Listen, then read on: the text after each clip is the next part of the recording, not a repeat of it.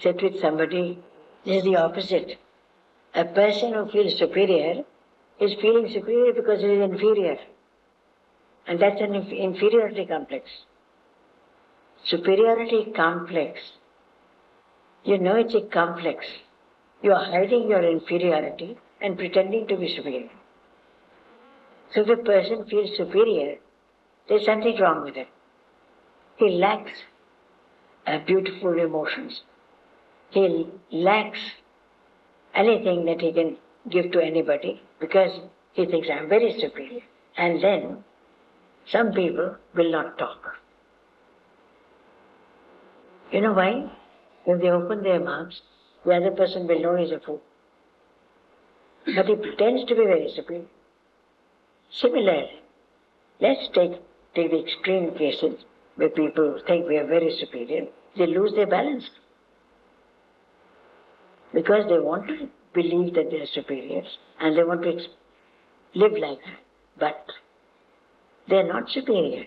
In any case, we are not very superior people. Nobody is superior. Everybody has many people around him who are much superior in innumerable aspects and knowledge in different things and about different things. They are experts in it. So how can we feel superior? If we feel superior, that doesn't mean we have confidence. Then we want others to obey. Otherwise, you don't want anybody to obey. People will come to you themselves if you are really superior. Because you may be able to give them some help somewhere. And if a person feels superior, nobody goes to him. Nobody wants to talk to him. Right? Anybody who is so boastful, nobody goes to him. Where is the need to go to him? Take him. Then you say, right, this person is useless. The money that you can't use, the coinage that you can't use, may be with anybody. The feeling of superiority is useless because you can't use what you have. Isn't it? So it's not the feeling of superiority that is required. Confidence doesn't mean a feeling of superiority. Confidence you get from experience.